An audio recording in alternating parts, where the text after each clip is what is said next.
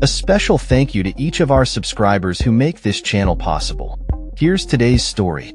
In a speech delivered in Warren, Michigan, on April 29, 2025, President Donald Trump celebrated his first 100 days in office with a fervor reminiscent of his campaign rallies.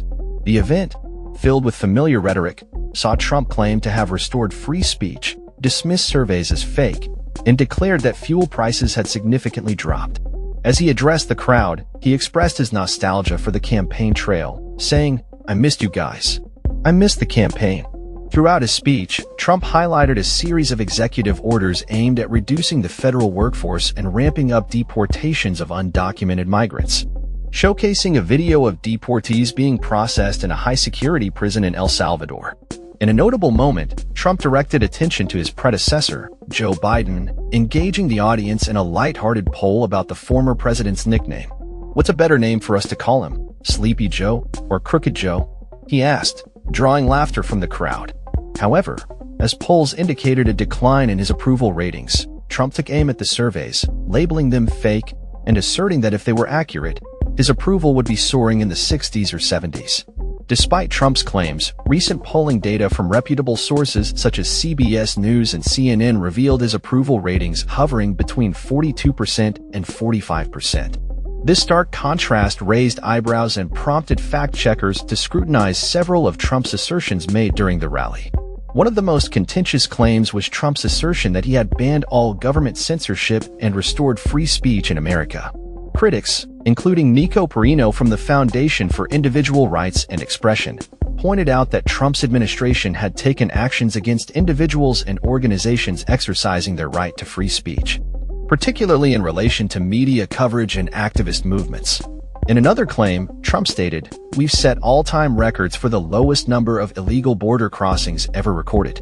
While it is true that data collection on border crossings has only been consistent since 2000, officials reported a notable decrease in encounters with migrants during the early months of Trump's administration. However, the context of these numbers remains crucial. Monthly data indicated that border encounters were at their lowest since records began, but historical comparisons reveal that average monthly apprehensions were lower in previous decades.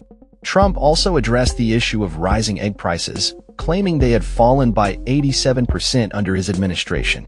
While wholesale prices have indeed seen a decline, the retail prices that consumers pay have not yet reflected this drop. The ongoing impact of bird flu on egg-laying chickens has contributed to fluctuating prices, complicating the narrative around this staple commodity. As for fuel prices, Trump asserted that gas was selling for $1.98 per gallon in some states. However, data from the American Automobile Association indicated that the lowest statewide price was actually $2.66 per gallon, contradicting the president's claims. This discrepancy in fuel pricing was part of a broader narrative where Trump claimed to have successfully managed inflation, declaring, "We already ended inflation."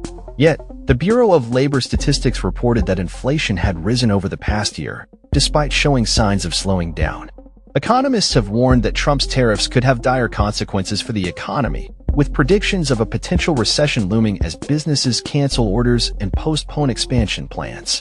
The tariffs, particularly the staggering 145% levy on Chinese imports, have sparked concerns about empty shelves and rising prices for American consumers. In his address, Trump also celebrated the revival of coal production, claiming, "We stopped their crusade on coal. Did you see what I did the other day? Clean, beautiful coal." While it is true that coal production has become cleaner over the years, experts emphasize the necessity of reducing coal production globally to combat climate change effectively. As Trump concluded his rally, the atmosphere was charged with enthusiasm, yet the content of his speech left many questioning the veracity of his claims.